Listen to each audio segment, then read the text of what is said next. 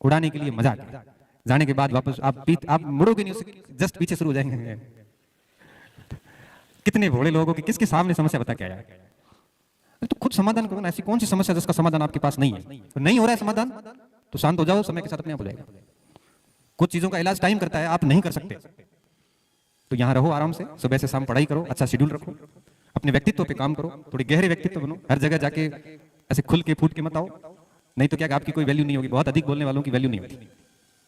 बोलिए उपयुक्त मंच पे, उपयुक्त स्थान पे और उपयुक्त जगह पे, उपयुक्त लोगों के सामने बात रखिए। मैं कॉलेज जाता हूँ, मेरे अगर स्टाफ को आप किसी को जानते हो तो पूछना, आपको यूं लग रहा होगा कि मैं बातूनी व्यक्ति हूं, खूब बातें कर रहा हूं। विद्यालय महाविद्यालय परिसर में फर्स्ट ईयर की जब क्लास होती है उसको आप छोड़ दो, बाकी मैं किसी से कोई बात नहीं करता। तब कोई लोग कहते हैं कि इसमें बहुत एटीट्यूड है। एटीट्यूड है, 19 साल का नौकरी लगाऊं, खुद का कमा के खा रहा हूं, है आपसे टूटेगा नहीं, साफ बेदाग चरित्र रखा हुआ है एटीट्यूड।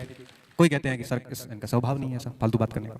पहले खूब करता था, लेकिन उसके फिर गलत अर्थ निकालने शुरू होते थे। फिर कई साथियों ने कहा कि थोड़ा अपने मरण दो, बोलना नहीं, क्योंकि मेरा स्वभाव ऐसा है कि मैं कहीं पे भी ध्यान नहीं रखता कि कौन बैठे है क्या बोल रहा हूँ, मैं सारे पर्दे खोल देता हूँ सीधा सीधा। फिर कई बार सुरेंद्र जी भी कहते हैं अरे कंट्रोल कंट्रोल, युवराज जी कहते हैं गणपति थोड़ा ध्यान रखना चाहिए। फिर मेरे को कोई कहता है तो मेरे को बुरा लगता है, मैं लिख लेता हूँ। तो वो कहते हैं अब इसको कुछ कहना ही नहीं। अब मैं समझ गया इन चीजों को कि नहीं बोलना, अपने को उचित जगह पे ही बोलना है। वो उचित जगह कौन सी है आपको भी समझ में आ जाएगा।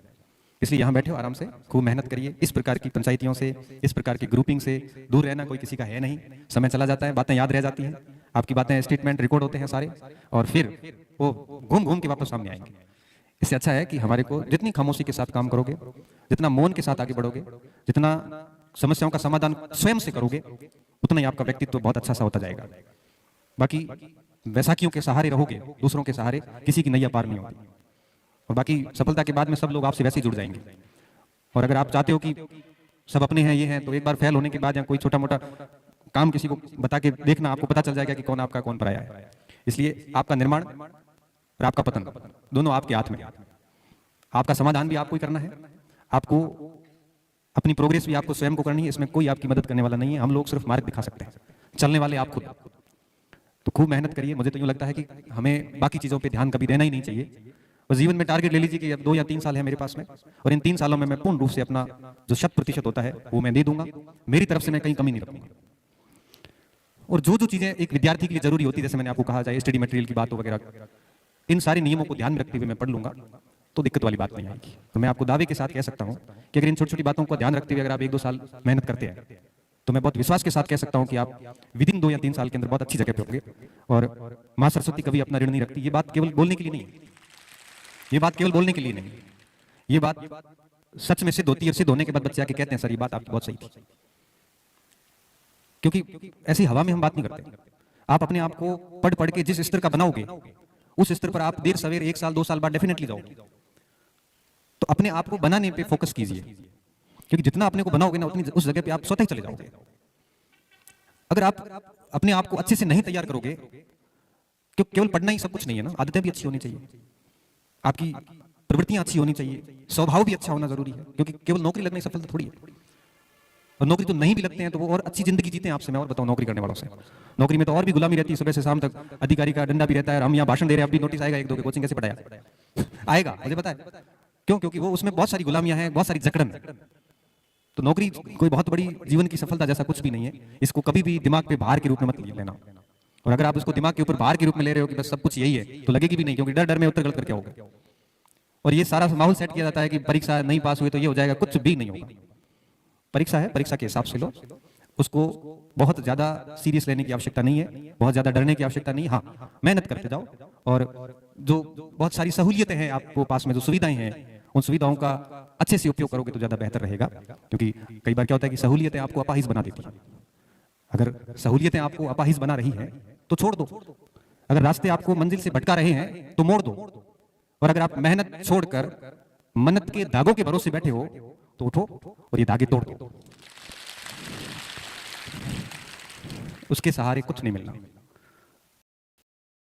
नया साल आते ही जयपुर में कुछ मिलेगा, सिर्फ मेहनत से मिलेगा। जितना जल्दी इस बात को समझोगे उतना जल्दी सिस्टम का हिस्सा बनोगे। और मेहनत भी सही डायरेक्शन में करनी है, मेहनत साइलेंटली करनी है। पता नहीं चलना चाहिए किसी को कि आप क्या कर रहे हैं। कुछ लोगों को, 2-4 ग्रुप को, इसके अलावा बाहर किसी की मार्केटिंग नहीं करनी है।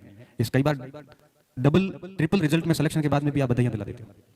एक मेरा स्टूडेंट है, उसका 3 गुना में हुआ था पिछली बार सेकंड ग्रेड में, तो उसने मुझे भेजा कि सर मेरा 3 गुना में हुआ। मैंने कहा बधाई, और एक बात ध्यान रखना, मैंने सीधा यही मैसेज किया, ये बात अब किसी को और कहना मत। क्यों? क्योंकि फाइनल नहीं हुआ ना तो लोग खूब मजे लेंगे तेरे। उससे पहले उसने सबको कह दिया, मैंने तो लास्ट मैसेज किया है। अब सब बच्चों ने, उसके परिचितों ने स्टेटस लगा दिए कि चयन होने पे बधाई बधाई बधाई बधाई, जोरदार। और फाइनल रिजल्ट आया, उसमें फेल हो गया। अब फेल होने के बाद में टेंशन में आया मेरे पास, हमारा हुई को नहीं, तो मैं तो तुम पहले गए थे। ये माहौल क्यों बनाया? पब्लिसिटी प्राप्त करने की इतनी भी क्या जल्दी है? अब वापस उस टेंशन में सेकंड ग्रेड का ये सामाजिक अभी गया था, ये भी खराब हो गया। अब पता ही नहीं, अब लोग कह रहे ये लागी को होती, ये कर्म और लागी ठाक उनकी क्या बोली, बाकी दूसरी तो कुछ लगी नहीं। क्यों माहौल होना? फाइनल, जब तक फाइनल चयन हो जाए उसके बाद में दुनिया को वैसे ही पता चल जाएगा कि आपकी नौकरी लग गई, और उसके बाद में जो आनंद है ना वो कुछ अलग ही है। इसलिए अपने आप को जितना रिजर्व रखोगे, जितना आप अपने आप को एकांत साइलेंट दबा के रखोगे, उतना आप आगे जाओगे। बस कृपया इस पब्लिसिटी से बचें। आप कभी भी इस तरह से मार्केटिंग का हिस्सा ना बने, नहीं तो फिर आप पढ़ाई नहीं कर पाओगे। लोग आपको हाइप दे देंगे, ऊपर चढ़ा देंगे, और ऊपर चढ़ा हुआ व्यक्ति नीचे धरातल तो देख नहीं पाता, और धरातल नहीं देखेगा तब तक कमियां दूर नहीं कर पाएगा, और कंडीशन ऐसी खराब होगी कि वो आगे लंबी बेरोजगारी में जाने वाला व्यक्ति है। इसलिए शांति से काम करो और फटाफट नौकरी लेके यहाँ से निकलो, ताकि जिंदगी में कोई दूसरा काम भी करे। L1 L2 सेकंड ग्रेड के लिए 6 साल 10 साल सेना तो देना तो बहुत निरर्थक है। मन में ये ठान लो ना कि 2 साल 3 साल के अंदर कहानी खत्म करो, ताकि कोई दूसरा काम धंधा करे। जीवन भर L1 L2 थोड़ी देना है। मतलब कहने का मतलब ये है कि अगर 7-8 साल की तैयारी के बाद में अगर कोई प्रोफेसर बनता है तो अलग इश्यू है, चलो ग्रेड पे 6000 का है। हम छोटी सी परीक्षा के लिए अगर 7-7 साल दे रहे हैं, अपने जीवन का खराब कर रहे हैं, तो मुझे लगता है वो ठीक नहीं है। इसलिए ऐसे परीक्षाओं को तो है ना 1-2 साल में निपटाओ, और निपटाने की पूरी रूपरेखा बना के पागलों के पीछे लग जाओ। बाकी आप लोगों की मैं बात बताऊं तो आप लोगों ने अपना शेड्यूल आज तक फॉलो किया नहीं है। कोई किताब को फर्स्ट से लेकर लास्ट पेज तक आज तक आपने उसको ढंग से पढ़ा नहीं है, पूरे सिलेबस को आज तक 100% सिलेबस तैयार करके ठीक से रिवीजन करके गई नहीं है, और दोस्त दे रहे हैं किस्मत को, नौकरी लागे नसीब मई को। नसीब बेचारा क्या करेगा? हम उसके लिए कितना प्रयास कर रहे हैं वो भी तो देखना पड़ेगा। तो ये सारी चीजें कीजिए। मैं बहुत बोल लिया, बाकी आपने मुझे विभिन्न सारी कक्षाओं में YouTube के माध्यम से बहुत बार सुना है। वही बातें होती हैं, बस थोड़ी सी भाषा चेंज करते हैं, क्योंकि लगभग सारी चीजें बता चुके हैं। बस ठीक है कि आप चाहते थे कि थोड़ा देख के आए दिए केड़ा मार। अच्छा, पहली बार कौन देख रहा है? बताओ। देखा है पहली बार आपने? अच्छा, नहीं फोन नहीं, फेस टू फेस। एक बार वापस हाथ लगा।